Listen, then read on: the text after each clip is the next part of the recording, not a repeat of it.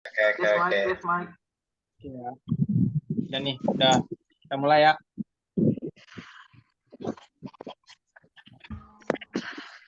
Bismillahirrahmanirrahim. Selamat malam semuanya teman-teman. Malam.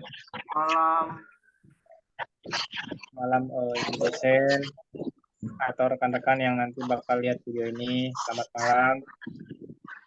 Perkenalkan kami dari kelompok 5 tugas besar bahasa Indonesia. Saya di sini sebagai moderator Najim Saifuddin, di mana ada 4 kelompok saya. Yang pertama ada Mas Chandra, Mas Agustinus, Andrika, sama Bahtiar.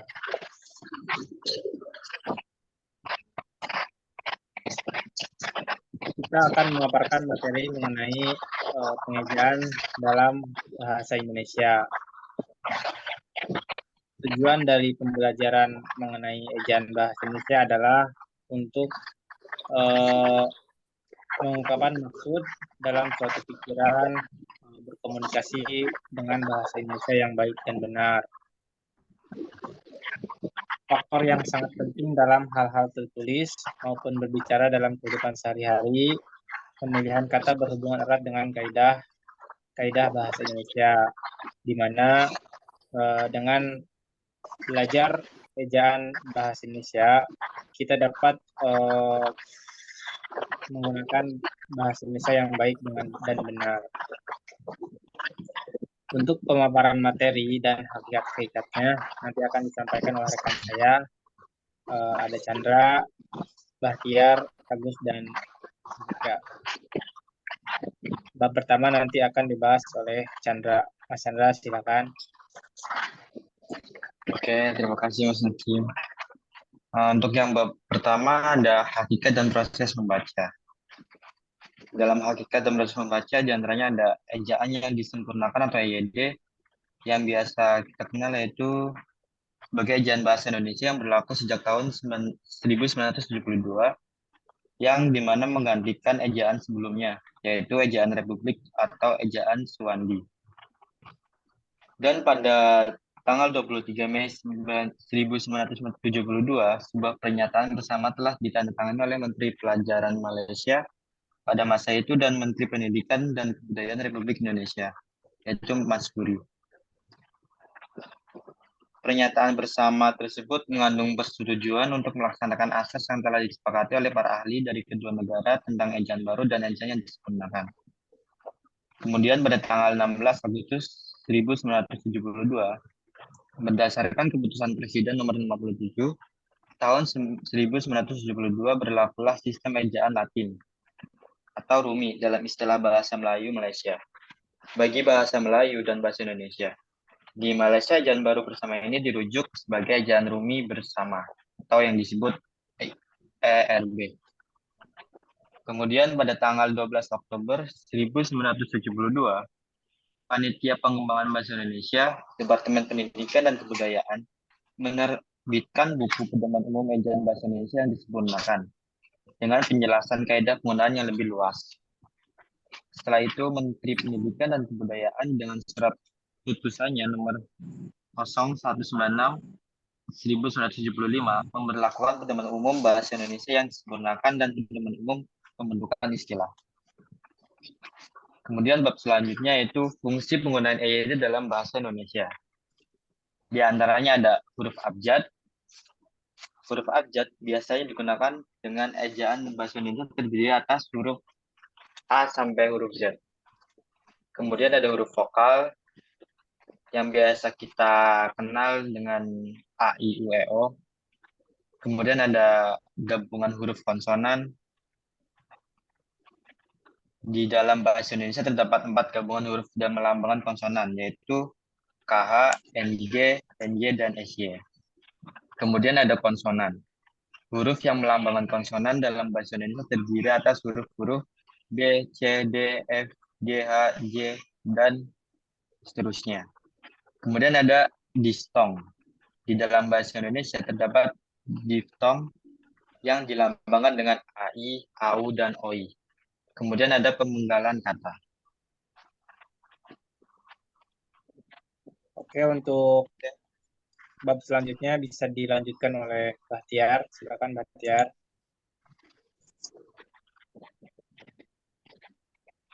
Oke, kita lanjut. Iya, halo Bahtiar. Iya, halo. Kedengaran nggak, Bang? Ya, kedengaran. Boleh dilanjutkan babnya. Oke. Sekarang kita masuk di bagian huruf miring dan huruf kapital. Di sini kita bahas huruf kapital. Penggunaan huruf kapital ini biasanya digunakan di awal kalimat. Misalnya kita menulis kalimat, jadi di awal kalimat tersebut kita harus menggunakan huruf kapital atau huruf besar. Kemudian huruf kapital ini sebagai huruf pertama petikan langsung. Misalnya kalau kita menulis sebuah kata, jadi harus kita menggunakan huruf kapital atau huruf besar. Kemudian huruf kapital dipakai sebagai huruf pertama dalam ungkapan yang berhubungan dengan nama Tuhan, nama kitab suci, termasuk kata ganti untuk Tuhan. Nah, jadi ini juga bisa kita gunakan huruf kapital buat utama bisa nama orang, tapi di sini dia udah tentukan nama Tuhan. Jadi ketika kita menulis misalnya Tuhan, jadi kita harus awali dengan huruf kapital. Kemudian huruf kapital dipakai sebagai huruf pertama nama gelar kehormatan, keturunan dan keagamaan yang dimiliki nama orang. Misalnya gelar seseorang, misalnya SPD. Nah, SPD-nya awal S-nya itu harus huruf besar. Kemudian misalnya kita menulis agama, misalnya agama Islam. Jadi penulisan Islamnya harus diawali dengan huruf kapital. Misalnya Kristen. Jadi ketika kita menulis nama agama itu, misalnya agama Kristen, kita harus awal dengan huruf kapital. Kemudian huruf kapital dipakai sebagai huruf pertama unsur nama jabatan dan pangkat yang diikuti nama orang atau yang dipakai sebagai pengganti nama orang tertentu. Nah, ini sama aja. Kemudian bagian yang keenam, lanjut Bang. Oke, aspek membaca. Di sini yang ada di PPT kita, kalau menurut saya ini Bang, ini enggak sesuai ya. Sebentar ya, soalnya tadi kan udah aku share. Ini aku turun di grup dulu ya. Kita ganti nanti kalau kita pahami dulu.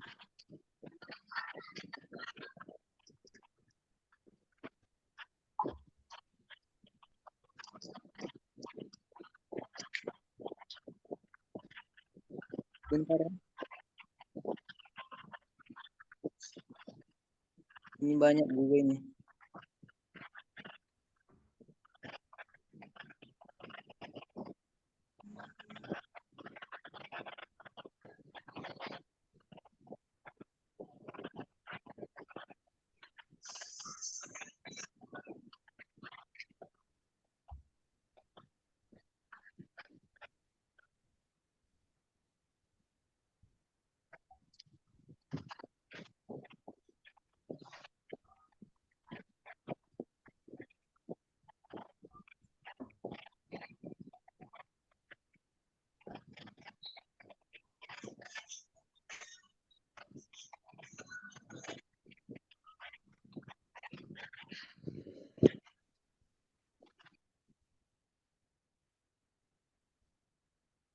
Coba dulu Bang. Udah aku kirim di grup.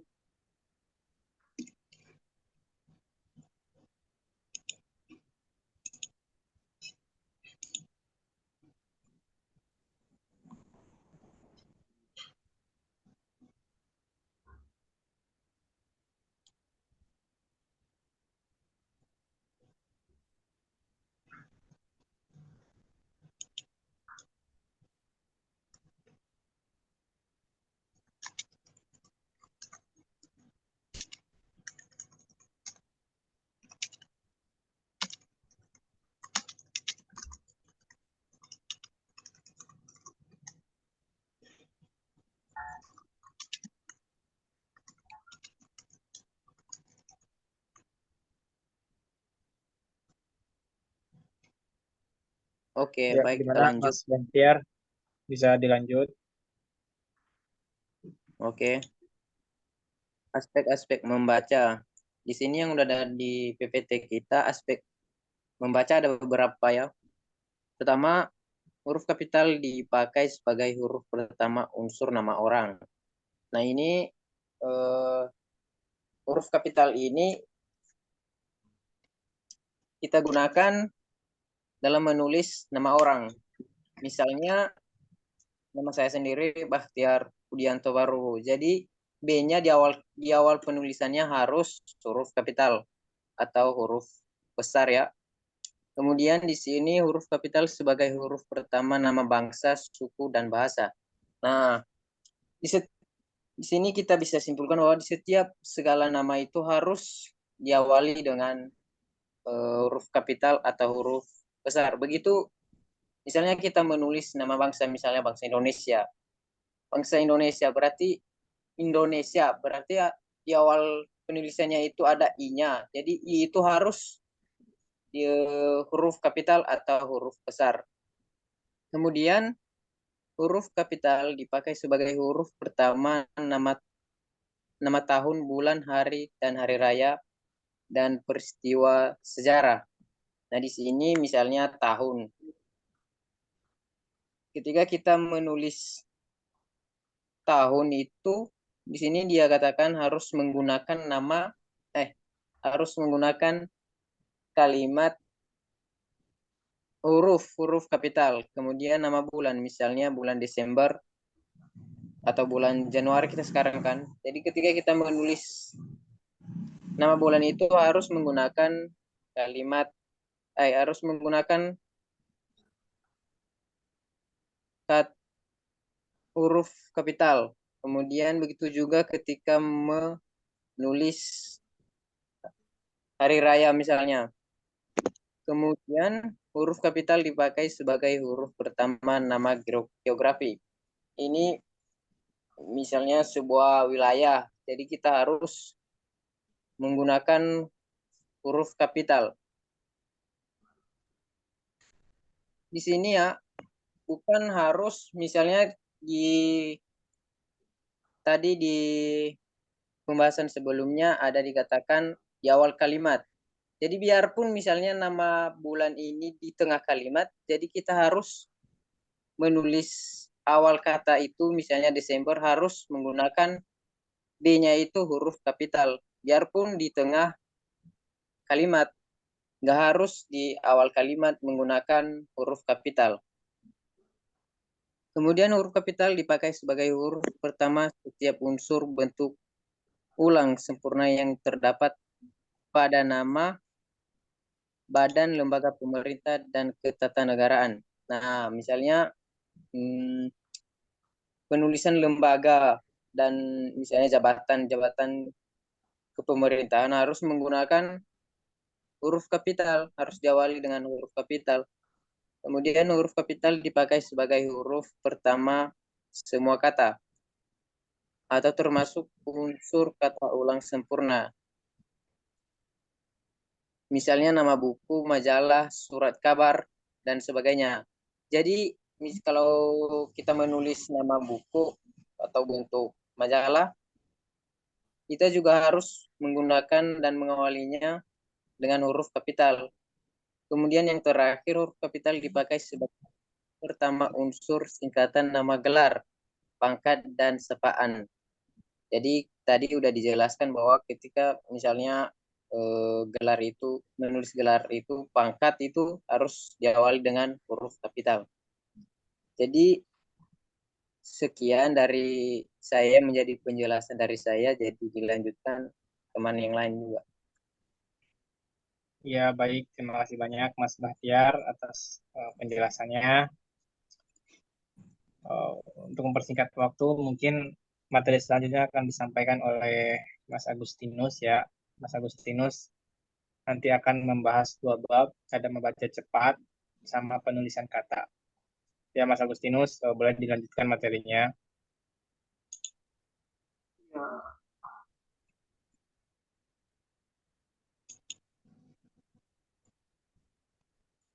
Ya, sekarang kita masuk yang ketujuh, membaca cepat. Membaca cepat, huruf kapital dipakai sebagai huruf pertama kata penunjuk hubungan kerabatan seperti bapak, ibu, saudara, kakak, adik, dan paman yang dipakai dalam penyapaan dan pengaduan. Yang kedua, huruf kapital dipakai sebagai huruf pertama kata ganti Anda.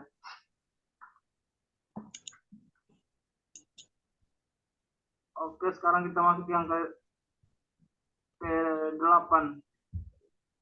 Penulisan kata. Penulisan kata harus memperhatikan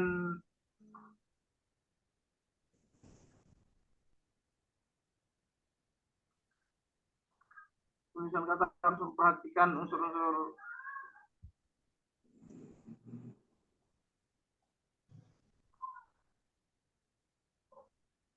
kata dasar,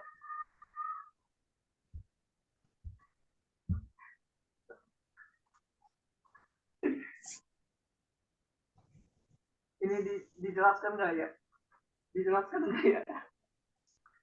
Iya, boleh Mas Agus dibaca aja sambil dijelaskan sedikit ya.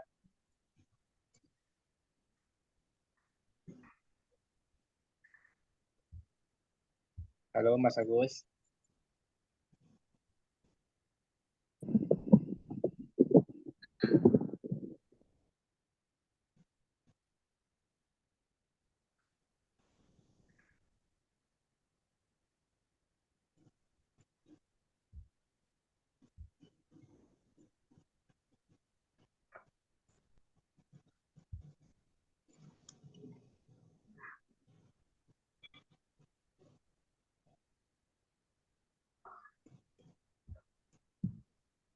Penulisan kata harus memperhatikan yang pertama kata dasar,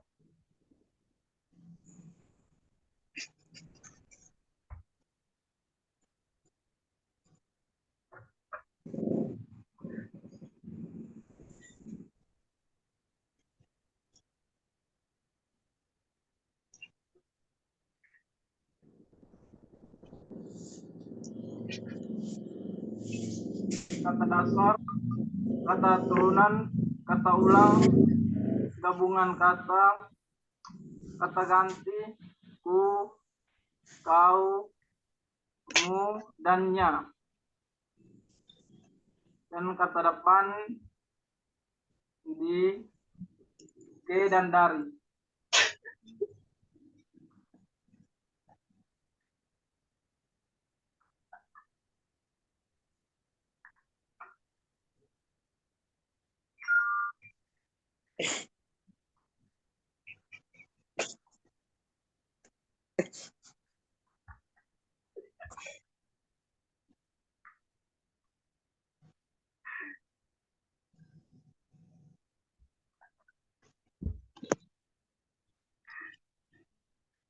Ya Mas Agus, bisa dilanjut Mas Agus.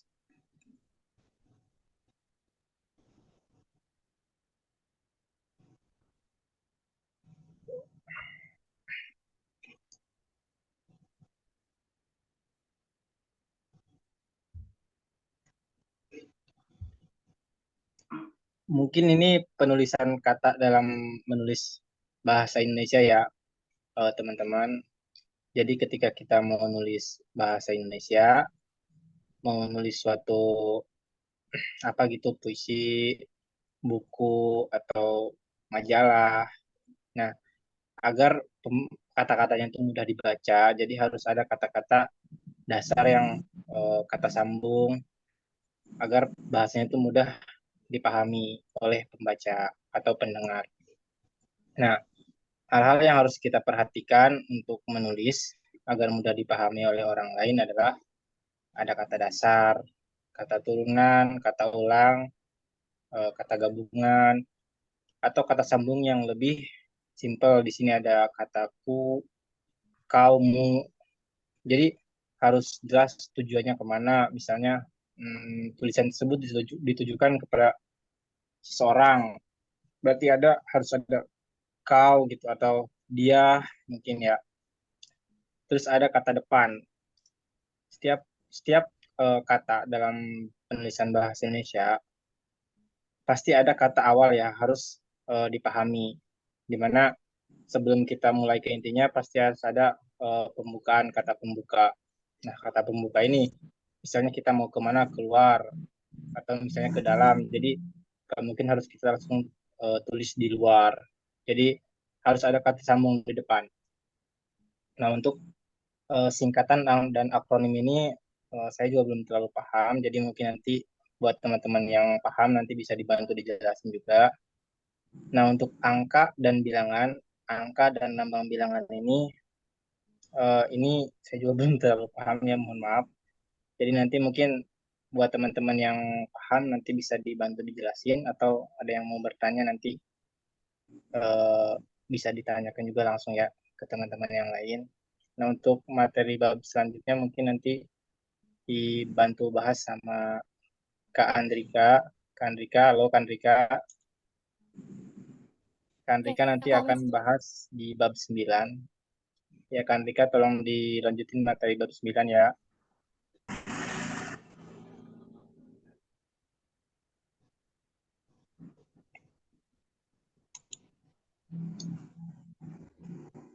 Halo Kak Andrika. Ya, halo. Ya, aku Ya, masih ada kok di sini. oke. Oke, Kak Andrika di bisa on cam, Kak Andrika. sorry ya, harus on cam ya? Nggak apa-apa kali ya? Kan Oh, off mungkin cam nggak nggak apa-apa apa-apa sih. juga sih. Nggak apa-apa, cuma mungkin nanti biar Boleh. dosennya lihat. Ya. Jadi slide 9 kita akan bahas penulisan huruf serapan. Sebelumnya, untuk mempersingkat atau Ya, untuk mempersingkat waktu mungkin ya. bentar ya. Ya, bentar. Oke, sebelumnya kita bahas sedikit ya tentang pengertian kata serapan. Di sini menurut Kamus Besar Bahasa Indonesia atau KBBI, kata serapan adalah kata yang diserap dari bahasa lain berdasarkan kaidah bahasa penerima. Oleh karena itu, dapat dikatakan bahwa kata serapan dapat dikatakan sebagai kata serapan jika memenuhi kaidah-kaidah bahasa khususnya pada bahasa Indonesia. Nah, dalam perkembangannya, bahasa Indonesia menyerap unsur dari berbagai bahasa lain, baik dari bahasa daerah maupun dari bahasa asing, seperti Sanskerta, Arab, Portugis, Belanda, atau Inggris. Berdasarkan taraf integrasinya, unsur pinjaman dalam bahasa Indonesia dapat dibagi atas dua golongan besar. Golongan pertama, unsur pinjaman yang belum sepenuhnya terserap ke dalam bahasa Indonesia seperti reshuffle, shuttlecock,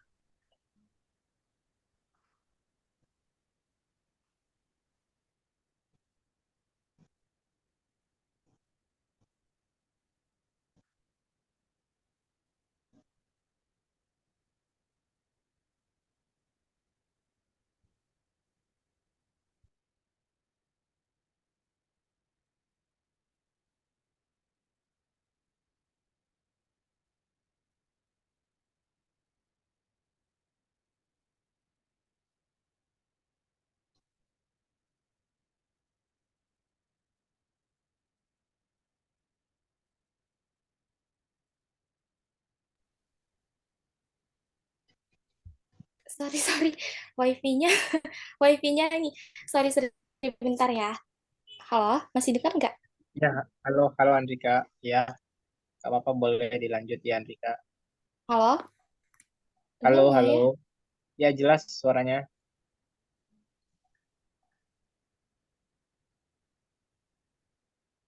Boleh dilanjut Andrika, udah jelas kok suaranya.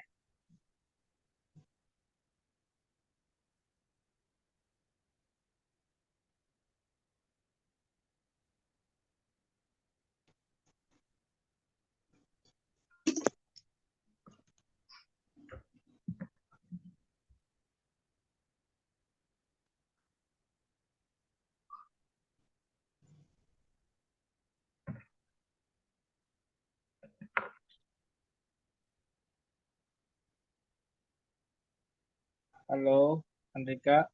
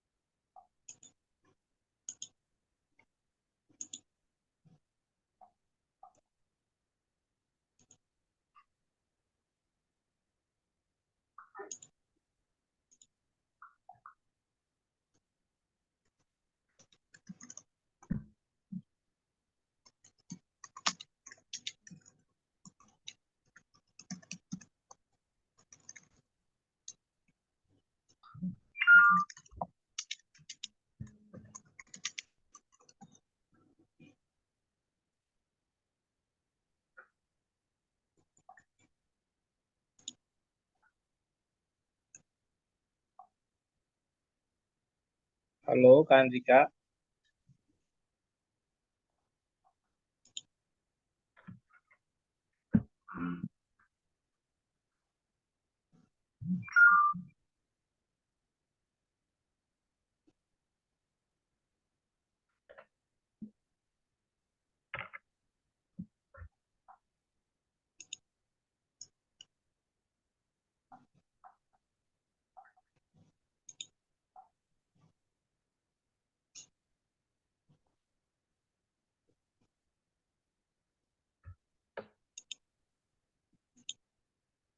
Halo.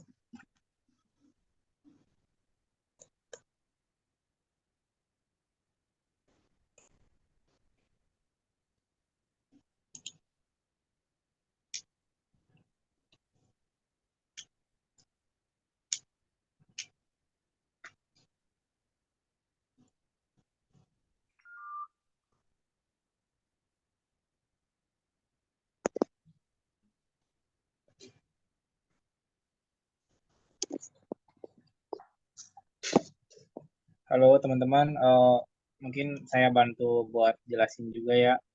Mungkin Kak Andika jaringannya agak jelek. Gak apa-apa, saya mungkin bantu terusin ya.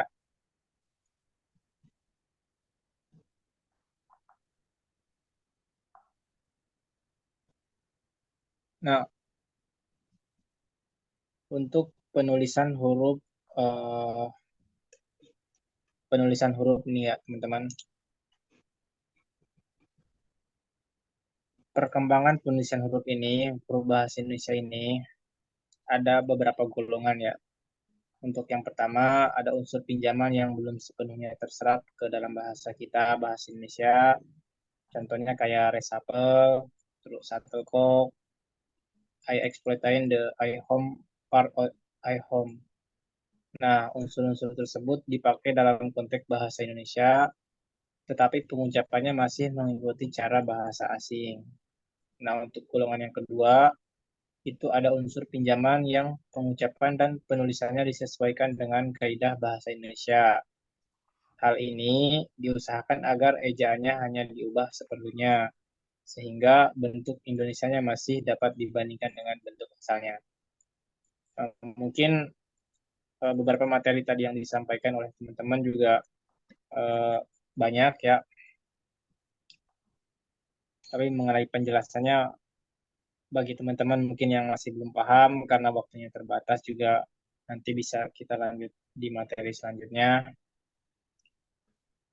Buat Mas Agus, Mas Chandra, Mas Bahtiar, mungkin ada yang mau ditambahkan ya sebelum nanti kita akhiri presentasinya. Pas. Mas Agus cukup, nggak ada tambahan nih Mas. Pas. Mas Chandra, Mas Bahtiar,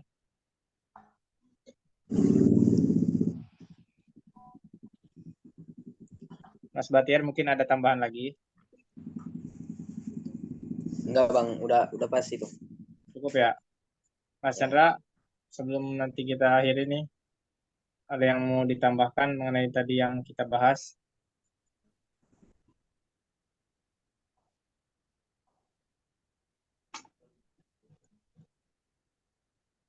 Mungkin itu saja ya teman-teman yang kita bahas.